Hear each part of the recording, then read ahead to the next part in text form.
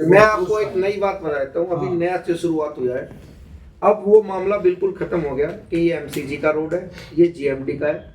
अब हमने एक नई प्लानिंग बनाई है कि हमें रिक्वेस्ट करनी पड़ो जीएमडी से, वो भी एमसीडी का भी बीच में जो एरिया था तो वो जीएमडी ही बनाएगा। ऐसी व्यवस्थाओं के साथ चले हैं। जो एमसीडी बना रहा है, कार्यक्रम कर रहा है, चाहे वो जीएमडी का रोड हो तो वो एमसीजी बनाएगा। उस व्यवस्था में आप चिंता मत करो।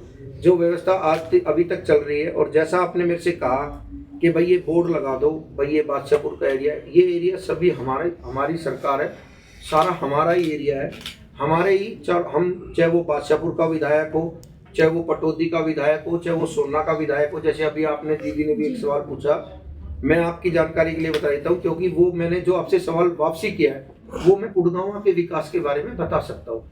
ये 100 दिन का टारगेट, 100 दिन का हमारा टारगेट था, वो गुड़गांव विधानसभा के लिए था। अब आप मुझसे कहो फलाने एरिया में काम नहीं है, तो बहुत अच्छा उस एरिया के फील्ड के मामले में हमारे सांसद साहब है, जैसे वो भी बीजेपी के हैं, हमारे मुख्य मतलब सब सरकारी बीजेपी की है। तो इसीलिए मैं कह रहा हूँ वो मुझे कोई एतराज नहीं है। और मुझे मेरा पर्सनल भी अगर जो मुझे लग रहा है कि गुड़गांव के अंदर बादशाहपुर में भी किसी एरिया में कोई कार्यक्रम ना हो रहा है या कूड़ा है, तो मैं हक से बोल सकता हूँ। मैं बादशाहपुर के इलाके के लिए भी मैं फोन कर सकता हूँ, और बादशाहपुर का भी विधायक गुरुग्राम के लिए बोल सकता है।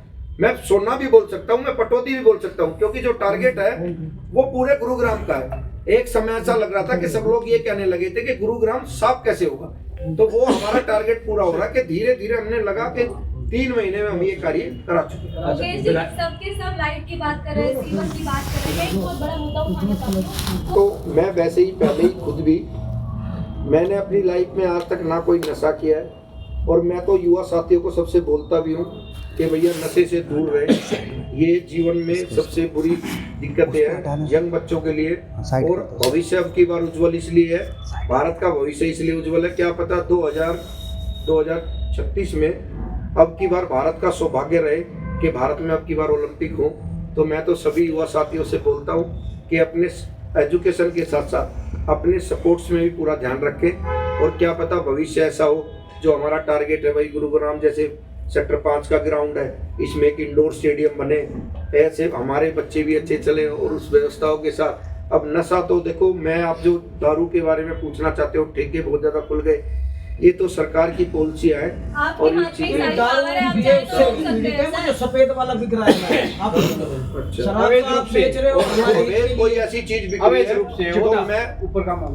अवैध कोई ऐसी चीज बिक रही है